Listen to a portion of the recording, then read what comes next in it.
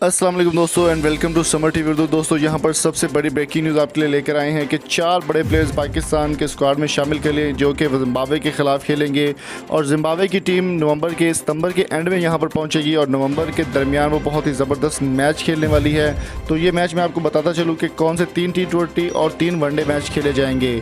4 बड़े प्लेयर्स की वापसी हो चुकी है, जिनमें से सबसे पहले नंबर पर फ़खर जमान और शर्जील खान को ओपनर बनाया जा सकता है। ये ऑफिशियल खबर आ रही है। शुएब मलिक भी स्क्वाड का हिस्सा होंगे और कामरान अकमल के बारे में भी गौर किया जा रहा है। अगर बात कीजिए शर्जील खान की, तो शर्जील खान की पाबंदी ख़त्म होने के बाद वो PSL में शानदार परफॉर्मेंस दी उन्होंने और अब वो जो है PSL के बाद ये पहला मैच खेलेंगे जिम्बाब्वे के खिलाफ। T20 स्क्वाड में उनको शामिल कर लिया गया है। बाबर आजम ने यह फैसला किया है कि जो पुराने प्लेयर्स हैं उनसे अब कम काम लिया जाएगा और नए प्लेयर, नए टैलेंट को चांस दिया जाएगा।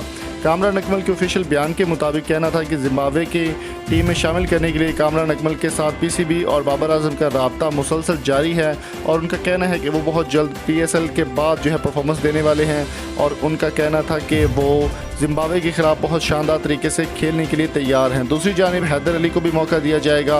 हैदर अली की अगर बात करें तो इंग्लैंड के खिलाफ उन्होंने अपने T20 डेब्यू किया बहुत ही ज़बरदस्त और उन्होंने बहुत ही शानदार 50 करते हुए अपने डेब्यू को यादगार बनाया। दूसरी तरफ दोस्तों मिसबाह उल हक का कहना है कि जितने भी नए प्लेयर्स हैं उनको चांस दिया जाएगा और बाबर आजम के अलावा शर्जील खान, हैदर अली, फ़खर जमान और कामरान अकमल जैसे 4 बड़े प्लेयर्स का तबादला जो है वो इसमें शामिल किया जा सकता है। तो दोस्तों आपकी इस बारे में क्या राय है, कमेंट बॉक्स में कीमती राय से हमें ज़रूर आगाह कीजिए। और अगर आपको हमारी वीडियो पसंद आई है तो चैनल को सब्सक्राइब करके साथ बेल आइकन को ज़रूर प्रेस कर दें। मिलते हैं जल्दी एक नई वीडियो के साथ। मज़ीद इन्फॉर्मेशन के लिए आप हमारी स्क्रीन पर दी गई वेबसाइट को विज़िट कर सकते हैं। Thank you so much for coming. अल्लाह हाफिज़।